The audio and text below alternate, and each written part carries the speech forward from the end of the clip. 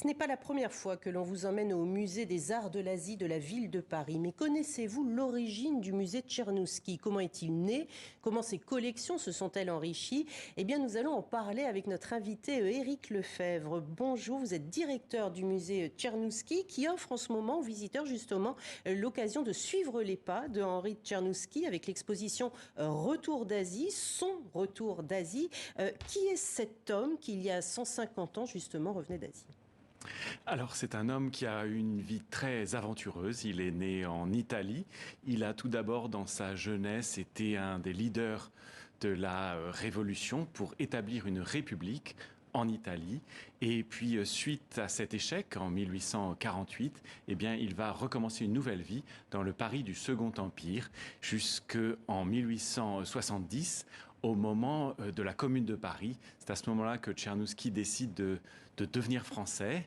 Et en 1871, suite justement aux événements de la Commune, eh bien, il prend le large et il se rend en Asie pour un long voyage de 16 mois. Alors effectivement, 1871, c'est à ce moment-là qu'il entreprend son tour du monde, 16 mois de voyage, vous l'avez dit, pour découvrir tout d'abord le Japon. Qu'est-ce qui attirait autant cet homme vers l'Extrême-Orient ?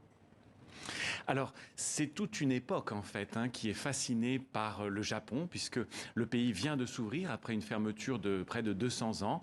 Et donc, Tchernouski est bien un homme de son temps, en ce sens qu'il se rend en premier au Japon, qui va être la porte ouverte sur l'Asie. Ensuite, il y aura la Chine, puis l'Indonésie et enfin l'Inde en passant par l'île de Ceylan.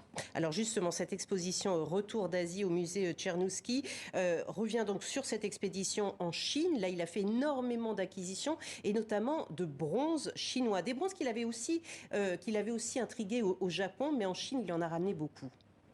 Alors, c'est véritablement le coup de génie de Tchernouski, puisque auparavant, en Europe, on était surtout fasciné par la céramique bleu et blanc, on s'intéressait beaucoup au lac, mais personne n'avait vraiment compris l'importance du bronze dans cette civilisation.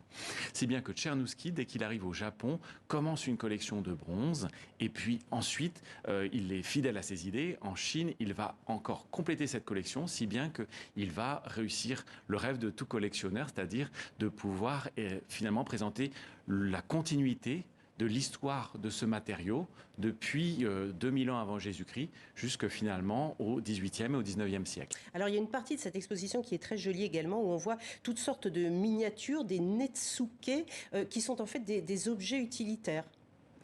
Tout à fait. Alors la collection de Tchernouski, elle est très connue pour un objet complètement monumental, c'est le grand Bouddha que l'on trouve toujours au cœur du musée, qu'on a aperçu tout à l'heure. Mais cette exposition, elle est aussi l'occasion de redécouvrir des objets qui sont d'ordinaire conservés en réserve, et tout particulièrement de tout petits objets très précieux, sortes de bijoux comme par exemple les netsuke en ivoire, qui sont des éléments du vêtement qu'on autrefois, on utilisait chaque jour au Japon. Il y a aussi les fameuses gardes de sabre, les tsuba, qui sont effectivement. juste... Ils sont tout petits, hein. Là, on les a en gros plan, mais... Voilà, qui font quelques centimètres et qui sont vraiment des chefs-d'œuvre d'orfèvrerie. Alors, de ces voyages va naître l'une des principales collections d'art asiatique, on l'a dit, en Europe. Il l'expose tout d'abord au Palais de l'Industrie.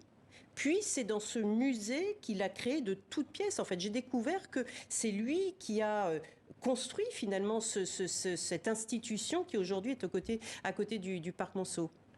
Tout à fait. On est surpris vraiment par la rapidité d'action et par la vision de Tchernouski, qui finalement, dans la même année, en 1873, réussit à faire exposer 1500 bronzes de sa collection sur les Champs-Élysées, acheter un terrain tout près du parc Monceau et y faire construire un bâtiment unique, puisque pour la première fois, on va avoir un endroit spécifiquement dédié à l'exposition des arts asiatiques en France. Et alors pourquoi il a légué sa collection à la ville de Paris? Ça, c'est en 1882 qu'il décide, donc finalement à son retour, mais ce musée a été inauguré simplement en 1898. Alors tout à fait, puisque l'annonce de 1882, c'est en fait le souhait qu'à sa mort, ce musée et ses collections deviennent la propriété de la ville de Paris. Mais il a eu la chance de vivre une longue vie, donc effectivement c'est seulement à la toute fin du siècle que le musée va ouvrir ses portes au public après le décès de Tchernouski. Voilà, le public est invité donc en ce moment et jusqu'au 4 février à voir cette très très belle exposition et très intéressante justement sur la vie de Henri Tchernouski et ce qu'il a mené à nous offrir aujourd'hui cette fabuleuse collection d'art asiatique. Merci beaucoup Éric Lefebvre, directeur de ce musée, d'être venu nous en parler. C'est ainsi, nous, que